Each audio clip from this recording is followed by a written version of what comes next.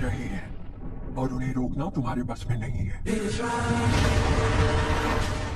क्या होगा जब पूरी ही दुनिया भर के वैज्ञानिक पाने लगते हैं कि एक एलियन प्रजाति हमारे यूनिवर्स के फिजिक्स के नियमों को ही बदल पा रही है। अब ये एलियंस हैं कौन, उनका अपना प्लेनेट है कैसा और उन्हें इंसानों से क्या चाहिए, जानते हैं 2024 की one of the best science fiction series 3 body problems में, जिसका की कंप्लीट पहला सीजन आपको इसी एक वीडियो में मिल जाएगा। आप कहानी की शुरुआत प्रेजेंट टाइम में पूरी ही दुनिया में फैली एक अजीबोगरीब झोरी से होती है। दरअसल दुनिया भर के वैज्ञानिक अचानक से ही पाने लगे कि अब तक जितनी भी उन्होंने साइंटिफिक अचीवमेंट्स हासिल की थी वे सब एक एक कर गलत साबित हो रही हैं और जो फिजिक्स की उन्होंने लॉ समझे थे वे सब अचानक से ही अलग तरह से काम करने लगे। और यहाँ से शुरू हुआ दुनिया भर के वैज्ञानिकों का एक एक कर खुद की ही जान दे देना, जहाँ सिर्फ कुछ ही महीनों के अंतराल में जो बड़े बड़े साइंटिफिक प्रोजेक्ट वैज्ञानिकों ने शुरू किए थे वे सब एक एक कर बंद पड़ गए। वहीं इतने सारे वैज्ञानिकों को अजीबोगरीब कारणों से मरता देख सरकार की भी नजर इस मामले पर गई और वे जांच में जुट गए, जहां से उन्होंने पाया कि जो भी वैज्ञानिक लगातार खुद को मार रहे हैं उनमें कुछ कॉमन ट्रेड्स थे। उन्हें अचानक से ही अजीबोगरीब नंबर्स दिखाई देने लगे। उन्हें कोई काउंटडाउन दिखाई देता मानो यूनिवर्स की रियलिटी उनकी सोच से कहीं गुना ज्यादा पेचीदा हो। सो ब्रिटिश इंटेलिजेंस का हेड वेड अपने काबिल डिटेक्टिव दाशी को ये केस सौंपता है जिसमें कि उसे पता करना था कि अचानक से ही हर और साइंटिफिक प्रोजेक्ट बंद क्यों हो रहे हैं और इतने सारे वैज्ञानिक मारे क्यों जा रहे हैं। और दाशी यहाँ से जान पाता है कि अभी ही कुछ ही दिन पहले 5 वैज्ञानिकों की टीम की एक मेंबर वेरा ने एक एक्सपेरिमेंट के दौरान खुद की ही जान ले ली। सो दाशी इन बचे हुए 4 मेंबर्स पर नजर रखने का फैसला करता है ताकि उसे कुछ पता ही चल जाए। अब ये मेंबर्स थे सबसे पहले जिन जो की मल्टी डायमेंशनल फील्ड की जानकार है, दूसरा सोल जो की लार्ज हेड्रोन कोलाइडर पर रिसर्च कर रहा है, तीसरी योगी जिसने अभी अभी एक नई कंपनी शुरू की है और उन्होंने एक नया सुपर स्ट्रॉन्ग मटेरियल बनाने का फॉर्मूला खोज निकाला है, चौथा विल जो कि एक थ्योरिस्ट है और आखिर में जैक जो कि मिलियनियर है और बाकी सबके उनके प्रोजेक्ट में हेल्प करता है। अब आज भी जिम और रोगी आपस में बातें कर ही रहे थे कि उनके आसपास इतने सारे वैज्ञानिक लगातार मारे क्यों जा रहे हैं। वही उनके कई सारे फॉर्मूलाज जो कि उन्होंने पृथ्वी की फिजिक्स को ध्यान में रखते हुए बनाए थे अब वे भी उन्हें गलत रिजल्ट दे रहे हैं कि तभी योगी को भी अपने सामने अजीब से नंबर से भरा एक काउंटडाउन दिखाई देने लगता है, जहाँ शुरू में योगी इस पर ज्यादा ध्यान नहीं देती मगर उसे कुछ अजीब तो लग रहा था और वो वेरा की मेमोरियल सर्विस में भी अब जिनको बताती है कि उसे अजीब से नंबर्स दिखाई दे रहे हैं जो कि उसके अलावा कोई और देख नहीं सकता। जहाँ भी इसका जवाब किसी के भी पास नहीं था और जब सबके जाने के बाद ओगी अकेली बैठी स्मोक कर ही रही थी कि तभी उसके पास एक अजीब सी लड़की आती है जो कि स्मोकिंग करते हुए अब ओगी से बात करना शुरू करती है और कुछ देर बाद सरप्राइजिंगली बताने लगती है कि उसे पता है कि ओगी को भी एक अजीब सा काउंटडाउन नजर आ रहा है और इसका एक ही मतलब है कि जब ये काउंटडाउन घटते हुए 0 पर आ जाएगा तब बाकी वैज्ञानिकों की तरह वो भी मारी जाएगी। यहाँ ओगी समझने की कोशिश कर ही रही थी कि ये लड़की है कौन, जहाँ वो लड़की खुद का नाम तातियाना बताती है और कहती है कि इस काउंटडाउन को रोकने का एक ही तरीका है और होगी जो नई रिसर्च नैनो फाइबर्स पर कर रही थी उसे वो प्रोजेक्ट अभी के अभी बंद करना होगा। वही होगी को यकीन दिलाने के लिए तातियाना उसे कल रात ठीक 12 बजे आसमान में देखने को कहती है और तब पूरा ही यूनिवर्स उसे ऐसा करने का इशारा देगा। अब ये कहकर तातियाना वहाँ से चली जाती है और जैसा कि उसने कहा था अगली ही रात होगी अपने साथी सोल के साथ ठीक 12 बजने का इंतजार कर रही थी और इस बार जैसे ही 12 बजते हैं अब पूरे ही आसमान के सभी स्टार्स और प्लैनेट्स फ्लिकर करने लगे थे।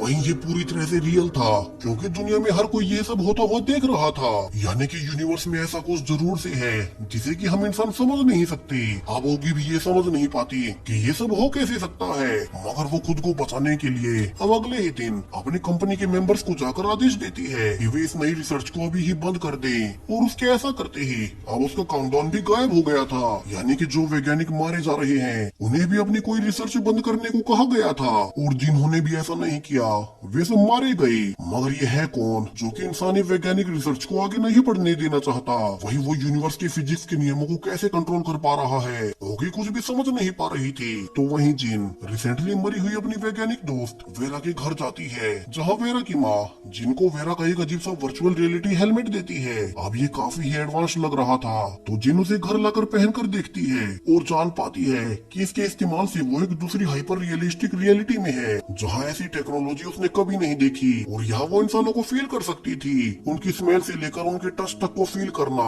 सब कुछ बिल्कुल रियल जैसा था। यह जिन इसके बारे में अपने बिलियनियर दोस्त जैक को भी बताती है और दोनों डिस्कस करते हैं कि कैसे इतना एडवांस्ड वर्चुअल रियलिटी प्रोग्राम कोई इंसान अभी के समय में तो बिल्कुल भी नहीं बना सकता।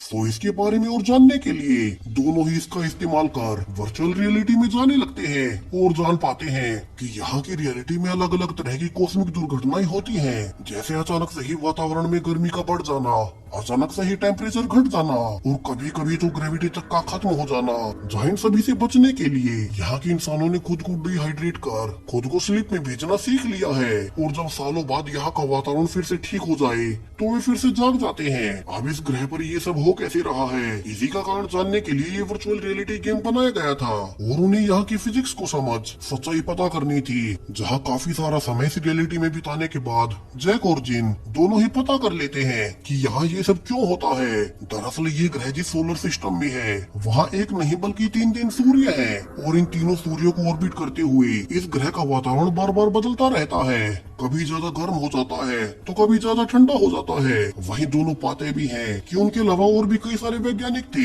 जो कि सेम इसी वर्चुअल रियलिटी में आकर इस समस्या को सुलझाने का प्रयास कर रहे थे। और जिन और जैक उन्हें बताते हैं कि ये तो फेमस 3 बॉडी प्रॉब्लम है, यानी कि वे 3 सूर्य की स्पेस में गति को कैलकुलेट नहीं कर सकते। जिसके बाद जिन और जैक दोनों को ही इस रियलिटी का विजेता घोषित कर दिया जाता है क्योंकि उनकी सारी ही कैलकुलेशंस ठीक थी और उन्हें बताया जाता है कि वे जल्द ही इस वर्चुअल रियलिटी के मेकर से मिल पाएंगे। तो वहीं डिटेक्टिव दाशी भी अपने हेड वेड को बताता है कि उसने कई सारे मरे हुए वैज्ञानिकों के पास से एक वियर्ड सा हेलमेट मिला है जिसकी की टेक्नोलॉजी हम इंसानों से तो कई साल आगे की है। जहाँ जब कोई इसका इस्तेमाल करता है तब उसे न सिर्फ सब कुछ रियल महसूस होता है बल्कि ये उनके ब्रेन के न्यूरॉन्स तक को डिटेक्ट करता है, यानी कि किसी ने इसे बनाया ही इस तरह से था कि इससे वे सबसे ज्यादा इंटेलिजेंट इंसानों को चुन सके और उन्हें पता करना होगा कि ये है कौन। सो अगले ही दिन दाशी सीधा ओगी के पास जाता है और पूछता है कि उसने अपना लेटेस्ट रिसर्च प्रोजेक्ट अचानक से ही बंद क्यों कर दिया। यहाँ ओगी उसे सच्चाई बता देती है और कहती है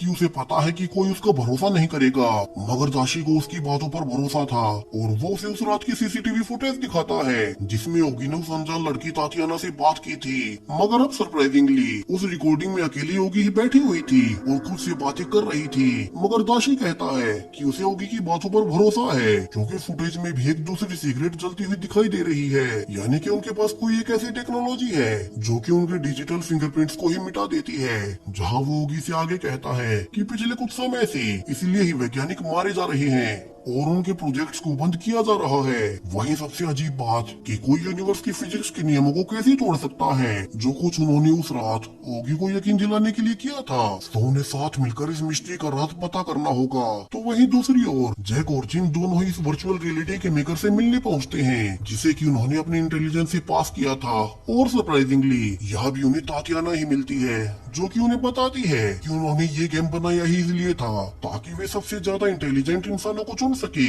और यहाँ से कहानी का अब तक का सबसे बड़ा ट्विस्ट आता है जहाँ से अब तक हुई अजीबोगरीब घटनाओं का राज खुलने लगता है। यहाँ तातियाना उन्हें बताती है कि दरअसल पृथ्वी से पूरे 400 लाइट ईयर्स दूर 3 बड़े बड़े स्टार्स एक दूसरे के चारों ओर ऑर्बिट करते हैं और वहीं पर उन एलियंस जिन्हें कि सेंटी कहा जाता है उनका प्लेनेट है।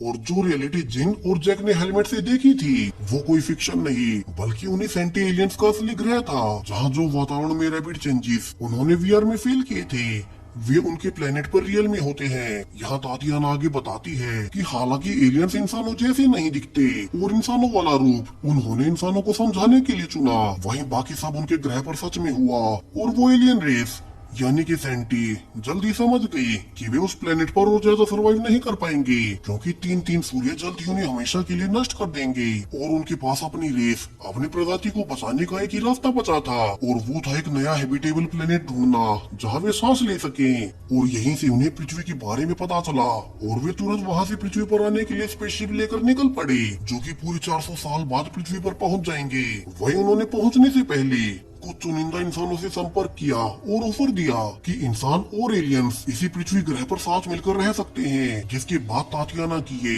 एक सीक्रेट ऑर्गेनाइजेशन बनी जो कि वर्ल्ड के सबसे इंटेलिजेंट वैज्ञानिकों को ढूंढ अपने साथ शामिल कर रही है ताकि वे उन सेंटी एलियंस को पृथ्वी पर लाने में मदद करें। वही वो आगे कहती है कि वो उन्हीं की ऑर्गेनाइजेशन थी जो कि पिछले कुछ सालों से पृथ्वी पर लगातार वैज्ञानिक रिसर्चेज को होने से रोक रही है और बड़े बड़े वैज्ञानिकों को मार रही है ताकि इंसान कहीं साइंस में इतनी तरक्की न कर ले कि वे उन सेंटी एलियंस को ही हरा दे। अब ये सुनते ही जैक भड़क उठता है क्योंकि वो इंसानों को धोखा दे एलियंस की मदद क्यों ही करेगा, तो वो घर जाने लगता है। तो वहीं जिन इसकी उलट अब तातियाना की ऑर्गेनाइजेशन में शामिल होने का फैसला करती है और तातियाना उसे एक ऑफर लेटर देती है जिसमें कि जिन को एक बड़ी मीटिंग में बुलाया जाएगा और अपनी ऑर्गेनाइजेशन के लीडर से मिलवाया जाएगा। अब उन सेंटी एलियंस को पृथ्वी के बारे में पता कैसे चला और इस सीक्रेट ऑर्गेनाइजेशन को बनाया किसने, सब कुछ 58 साल पहले यानी कि साल 1966 में शुरू हुआ जब चाइना एक कल्चरल रेवोल्यूशन के दौर से गुजर रहा था जहाँ धार्मिक लोग वैज्ञानिकों को राक्षस मानते थे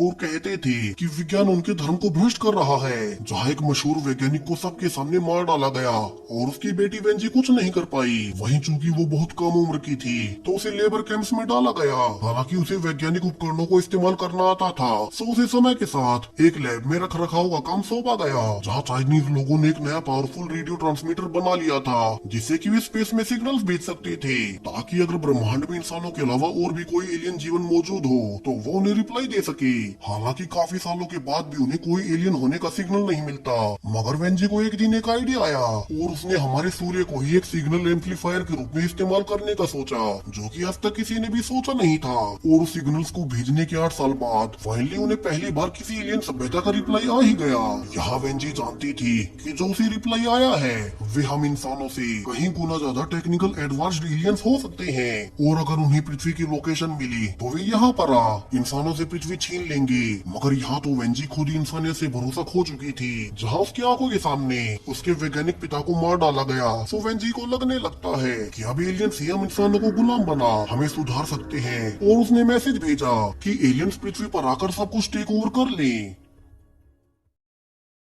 और इसी दौरान वेंजी की मुलाकात एक बिलियनर माइक से हुई जिसके भी विचार वेंजी से बहुत मिलते थे और उसने वेंजी को चाइना से निकाला और यूएस आकर दोनों ने एक नया सीक्रेट कल्ट शुरू किया। वही माइक यहाँ बिलियनर तो था ही, तो उसने बड़ी बड़ी शिप्स खरीदी और उन पर महंगे रेडियो एंटीनास लगाए और सरकार और बाकी आम इंसानों से छुप उन्हें एलियन से कम्युनिकेट करने लगे जहाँ उन्होंने सारी ही पृथ्वी की जानकारी एलियंस को दी कि ये ग्रह कैसा है, इंसान कैसे हैं। वही प्रेजेंट में जैक जो कि तातियाना के एलियंस की मदद वाली ऑफर को छोड़कर घर आ गया था। अब तातियाना उसके घर पहुंच उसे जान से मार देती है और कहती है कि जो भी वैज्ञानिक उनके साथ नहीं वे उसे जिंदा छोड़ने का रिस्क नहीं ले सकते। और यहाँ से जैसा कि होना ही था उस सेंटी एलियंस की टेक्नोलॉजी से वो फिर से फुटेज से गायब हो जाती है। वहीं अगले ही दिन जैक की मौत का जानने के बाद अब जिनको एहसास होता है कि वो गलत लोगों का साथ देने जा रही थी और वो दाशी और वेड से मिल उन्हें सारी ही सच्चाई बता देती है और सेंटी एलियंस के प्लान के बारे में भी बता देती है। मगर दाशी के पास एक और प्लान था और वो कहता है